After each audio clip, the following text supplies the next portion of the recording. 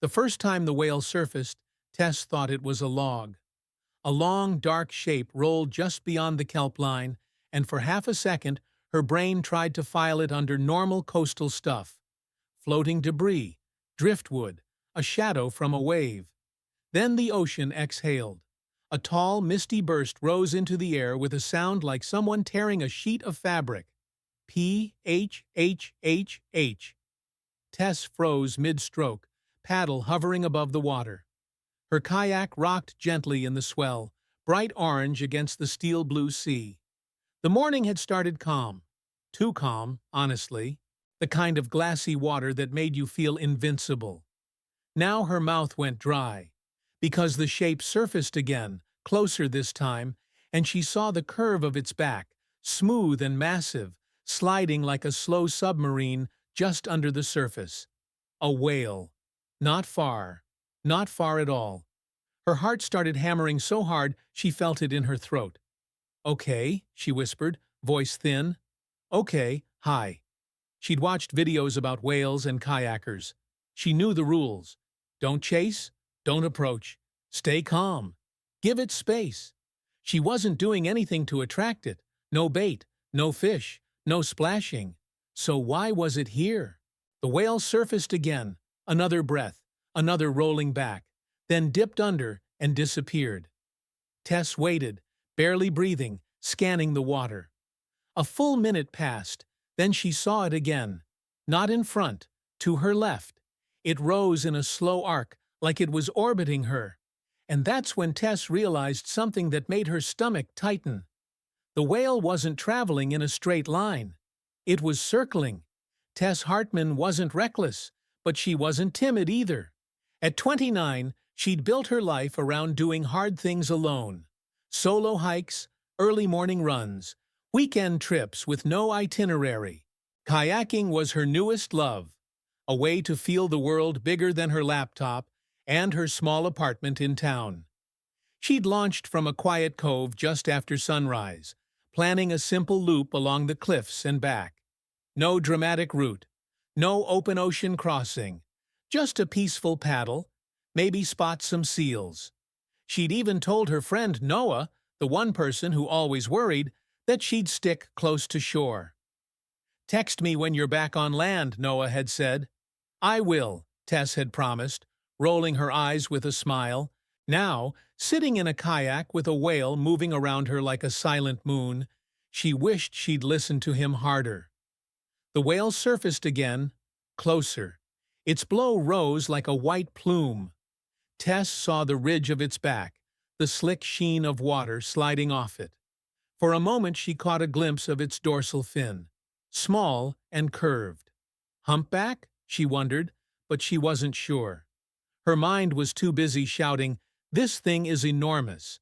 It passed behind her, and the water lifted her kayak slightly, a gentle swell created by its body. Tess gripped her paddle with both hands like it could anchor her to reality. "Please don't flip me," she whispered. The whale did not touch her. It just continued its slow circle. Once around, twice, always at a distance that felt deliberate. Not close enough to bump her, not far enough to be accidental. Tess turned in the seat, trying to keep eyes on it.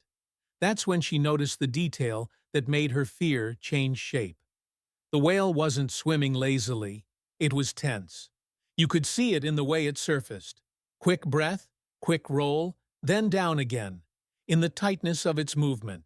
Like it was focused, like it was monitoring something, not her. Tess's gaze drifted past the whale to the water beyond. Everything looked normal. Ripples, kelp, distant rocks. But then she felt it. A subtle change in the surface. The ocean to her right, behind her, looked wrong. Not obviously wrong, just different. The water there wasn't smooth the way it was everywhere else. It had a faint, shifting texture, as if something underneath was pushing upward, making the surface quiver. Tess's throat went dry. Her mind searched for explanations. Current? A school of fish? A seal?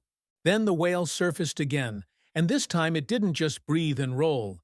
It slapped its tail, not hard enough to knock her over, but hard enough to send a shockwave through the water.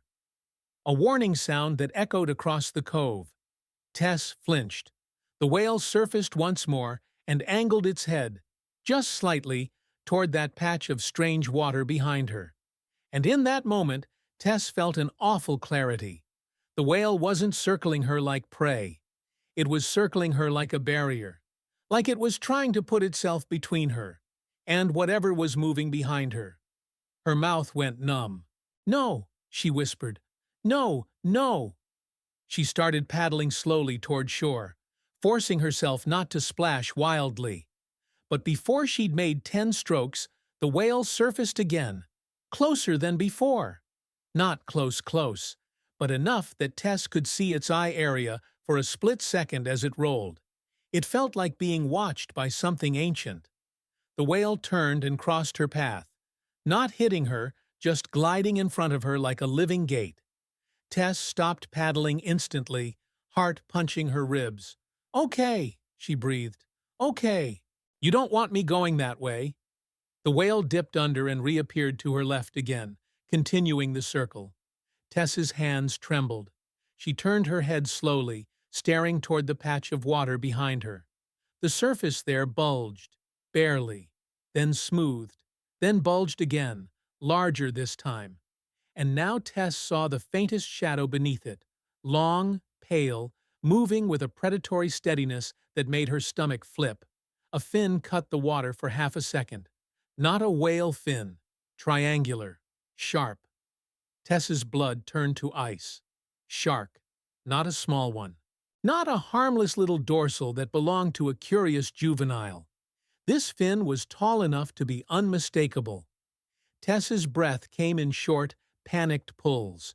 She tried to remember what you're supposed to do if you see a shark from a kayak, and your entire body is screaming that you are a fragile plastic snack. Don't thrash. Don't lean. Don't tip. Get out of the water if you can.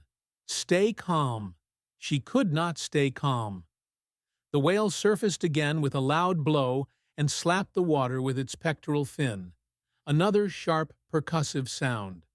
The shark fin vanished for a second, then reappeared farther back, still circling. Tess felt tears sting her eyes, not from emotion, but from sheer adrenaline. "Why is it here?" she whispered, voice shaking. And then she remembered something she'd read months ago and never thought she'd need. Whales, especially humpbacks, sometimes intervene when predators threaten other animals. People had stories about whales helping seals, dolphins, even humans. She'd always thought those stories sounded like social media exaggerations. Now she watched a whale place itself between her and a shark, like it was a wall of muscle and bone. And she realized it didn't matter what the internet called it. What mattered was that it was happening. Tess's kayak rocked as a stronger swell rolled through. Not a wave from wind. Something else. Something big moving fast beneath the surface. The shark fin cut the water again, closer than she wanted, then dipped out of sight. Tess's hands were shaking too much to paddle smoothly. The whale surfaced to her right, then turned sharply and dove. For 2 seconds, there was nothing. Then the water behind Tess erupted. White froth, a sudden churn. The whale's back surged up, and Tess felt the shock of displaced water rock her kayak hard enough to make her gasp. It wasn't attacking her, it was charging toward the shark. Tess couldn't see the shark clearly now, only flashes, a fin, a shadow, the surface tearing as something powerful moved under it. The whale slapped again, tail this time, sending a booming crack across the cove. The shark fin disappeared completely. Tess sat frozen, paddle clutched to her chest like a shield, heart racing so hard it felt painful. Seconds passed. Then the water calmed a fraction. The whale surfaced again near her, breathing hard, blow loud. It didn't circle as tightly now. It lingered near her left side, then angled toward shore, as if saying, "Now, move." Tess didn't argue with the ocean. She paddled, Slow, steady strokes. No splashing. Just forward. The whale moved parallel to her, keeping pace at a respectful distance, surfacing every so often to breathe. Tess couldn't stop glancing behind her. No fin, but the ocean felt like it was holding its breath. Halfway to the cove, Tess saw something else. Two kayaks farther down the shoreline. A couple in bright life vests, paddling calmly, unaware. Tess tried to scream, but her throat locked. She forced her voice out. "Hey, get in! Shark!" The words came out hoarse and cracked, but loud enough. The couple turned. Confusion. Then fear as they saw her face. Then they saw the whale. Then they started paddling hard for shore. Tess's arms burned. Her shoulders screamed. She didn't stop. The whale surfaced beside her again and blew, a loud, explosive breath like a cannon. It sounded angry, or alarmed. Tess didn't know. She only knew she'd never been more grateful for any creature in her life. When the keel of her kayak finally scraped sand, Tess nearly collapsed. She stumbled out onto the beach, legs unsteady, and dragged the kayak up the shore with shaking hands. Her whole body vibrated with delayed panic. The couple landed a moment later, wide-eyed, babbling questions. "Did you see it?" the man gasped. "Was that a shark?" Tess said, voice trembling. "A big one." They all turned toward the water. The whale was still there, just beyond the shallows. It surfaced once, slow and huge, then rolled on its side so the sunlight caught the pale underside for a heartbeat. Tess saw the long pectoral fin, white and elegant, a humpback. It hovered for a few seconds, then dipped under and vanished into the deeper blue, like it had completed a task. Tess's knees buckled, and she sat down hard in the sand. The couple called the local marine patrol. Someone else dialed 911 out of habit. Within minutes, more people on the beach were staring out at the water, pointing, murmuring. A patrol boat arrived later, scanning for the shark. They didn't see it again, but they didn't dismiss Tess either. In coastal waters, especially near baitfish and kelp, big predators could appear and disappear like ghosts. A ranger took Tess's statement.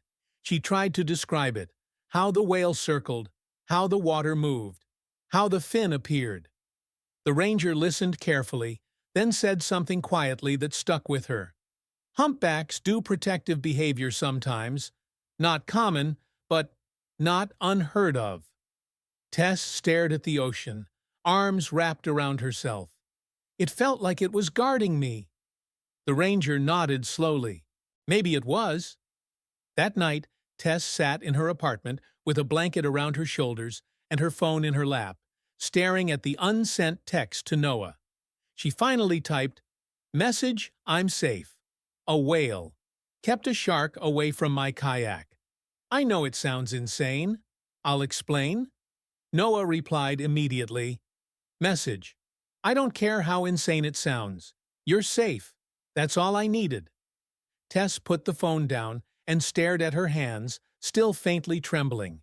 She kept replaying the moment the whale crossed her path, blocking her like a door. The tail slap, the sudden churn of water, the fin disappearing. People would tell the story later with dramatic music, like it was a miracle. But Tess knew the truth was both simpler and stranger.